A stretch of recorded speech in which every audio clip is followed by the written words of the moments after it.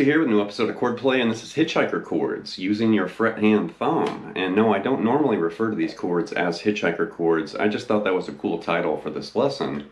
But this episode is going to basically focus on fretting and dampening and muting the low E string with your Frethand Thumb. A very common, but commonly misunderstood, technique and idea on the guitar.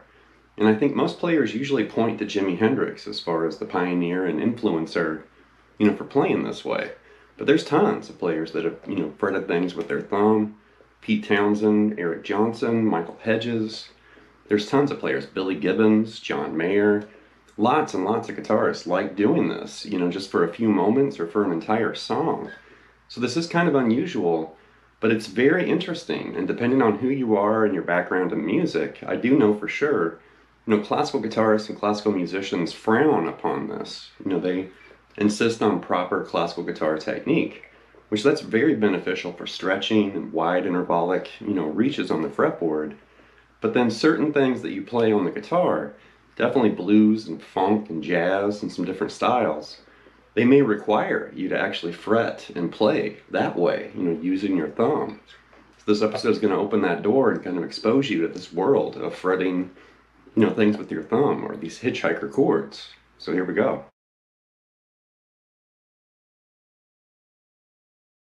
I will break down at the end of this video as far as some of those chords and ideas I played during the opening jam there, and I distinctly put chords that literally kind of require the use of the thumb because you kind of run out of fret hand fingers for a few of those shapes. Well, we'll talk about that. The first thing I want to look at here is just kind of this introduction to this world of playing the guitar. And most players, when they experience this or encounter this the first time, it's usually this D over F sharp chord, like an open position. That's normally when they find this for the first time. Or if they dive into a Hendrix tune and they see T's, in the notation, and they're like, oh no, those are thumbs. But this D over F sharp like this, it's very common to play a D major chord right there, and then wrap your thumb around the low E string right there and grab that low F sharp. It's kind of a, it's definitely kind of a reach. It might feel kind of weird to do that thumb wrap. You definitely hear a lot of players playing with that, right? It's also beneficial for muting that low E string. Let's say you want to strum that D major chord, but you don't want the low E. You can kind of mute that low E. You can also move the fretted note. Let's say we do something like this.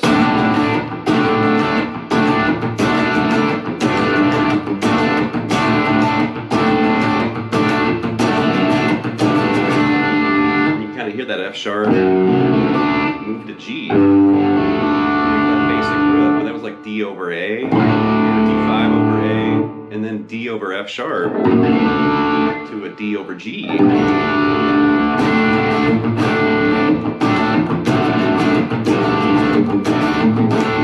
Those kind of ideas in open position. And then to kind of help supply you with something pretty basic, if this is a new world for you, moving that thumb around and kind of fretting with it. Let's just play a D minor 7 way up here just to keep things simple.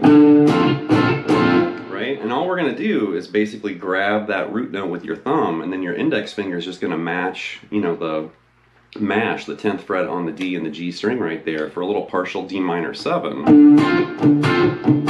And that's kind of an easy grip or wrap right there to kind of get started with, just grabbing that.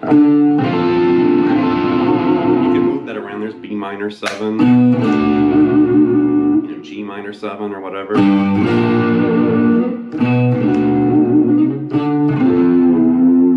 But that's a really cool way of kind of grabbing that chord. Instead of doing something like this, you can do it like that. And it also frees up your other fingers there to do things, you know, additionally like that.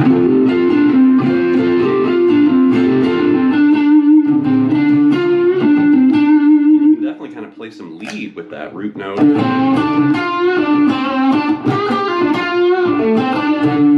of grab that low note down there on the bottom. Really cool stuff.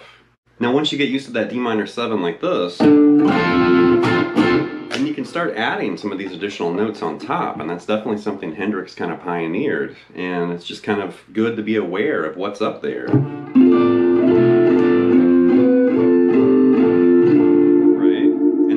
Literally just grabbing that E note on top, like a D minor 9, and grabbing that C, like a C or a D minor 7, a D minor 6, and then like a D sus4 or D7 sus4 right there, and grabbing that G note right there. But try to get that with that low D note with your thumb, like that.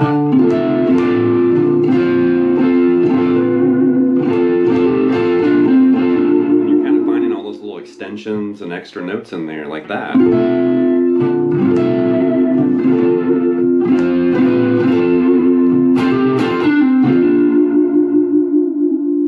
Alright, so all that was in the key of D. Let's move to the key of B just to kind of mix things up and mix things around a little bit here. And definitely Hendrix's big influence with this as far as, you know, bar chords with the thumb wrap. You know, think of B major right here. And then what he commonly would do is he would fret the root note with his thumb, he'd completely remove the note on the A string, and then just grab this triad right there. So there's a B major triad, you know, on the D, G, and B strings mixed with that low root note with your thumb. And that's kind of the Hendrix thumb wrap right there. And you can definitely hear this in tons of Hendrix songs. But then also think of like Pinball Wizard, right? And in Pinball Wizard, Townsend was actually playing, you know, B major, and then also B sus4 right there with his pinky. Grabbing that. And he started moving that down. There's A, like A sus4, A major. G sus4, G major. F sharp sus4, and F sharp major. So there's a whole buffet of those kind of thumbed major chords with that sus4 action with your pinky. Like that. And then from there, we can definitely investigate, you know, some of these extensions on top, kind of like what we did with D minor, but now we're going to do it based around that major chord. So there's this, and we were adding that sus4 right there. Right? Well, let's move that to the top right there. Grab that C sharp. Now that's like a B9. Or like a B add 9, I guess. You know, right over there's an A. You can kind of do like a B7.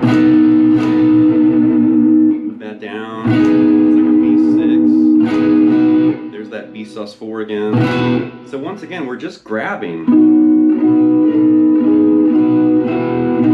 those notes on top, but then we're mixing it within that chord and kind of finding different ways of playing with that. And then we can flip that major chord to minor. And we already kind of did this in D minor, but there it is again in B.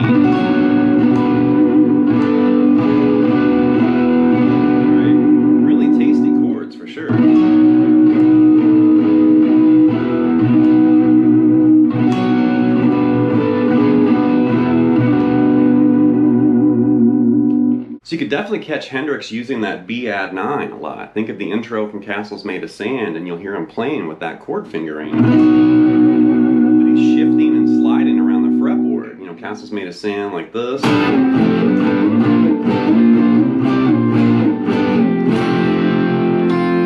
that, just taking that shape and kind of moving it around.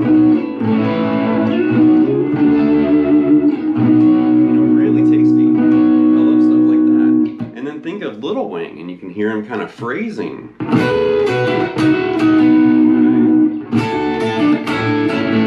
that kind of stuff.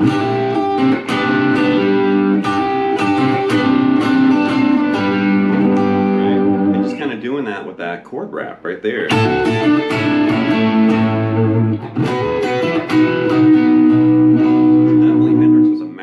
Doing this, and of course Hendrix's thumb was like this big, so he could almost bar chords using his thumb, which was crazy. Now once you start playing with this concept and you move away from basic open position chords and you investigate some of the things that Hendrix pioneered and you start really thinking about this, then start thinking outside the box. Start thinking of chords and then trying to find ways to add your thumb to fret something.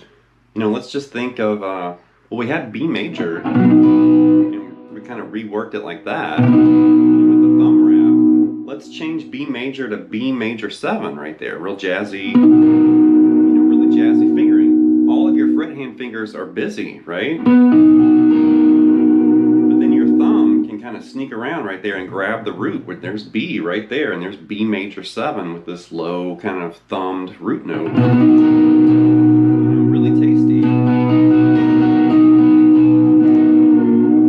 can move it around. There's G major 7 down there. Move it up, there's D, B. You know, really interesting chord, and it sounds super, super dreamy with that low root note hiding in there. And then continue to think outside the box. Let's think of this E minor bar chord right there. Right? Well, that's definitely E minor. But if we sneak our thumb around here and grab the C note, that magically transforms to C major 7 right there. There's E minor, C major 7. And once again, that's like the only way you could actually fret that chord, because how could you sneak, you know, that root note in with your fret hand fingers? Because they're all busy right there. That would require some weird like half bar or something with your pinky. Nobody wants to play like that. Just play it like that, and there's a tasty C major 7. You know, hiding right there. Now, last but not least, I want to look at some of the chords I played during the opening jam, because I purposely put a few thumbed, you know, chords in the mix there. And a few of those voicings you can only play, you know, by adding your thumb. So it started with basically with this. And I'm kind of playing around with C sharp, you know, 7 right here. But then I'm also adding the 6 right there, and I'm also reaching up and grabbing the root. So I'm playing with this little 3-note pattern on the D string, while I'm also fretting, you know, with the thumb right there.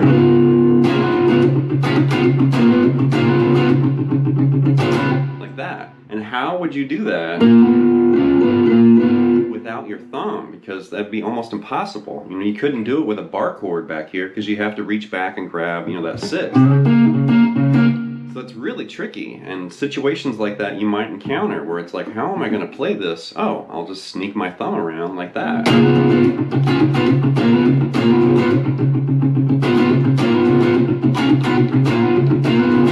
And that's a very, you know, interesting situation, because you have that little melody. You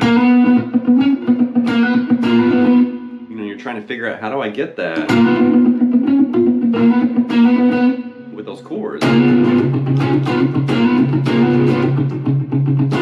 I did a couple passes of that, and then I shifted to this.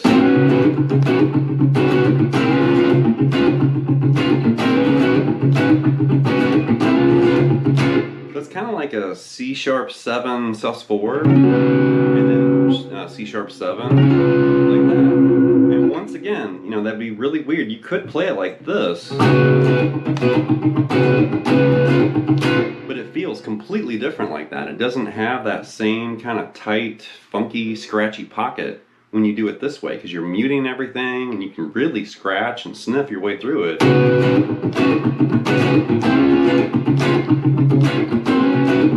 Like that. And then eventually I started doing this.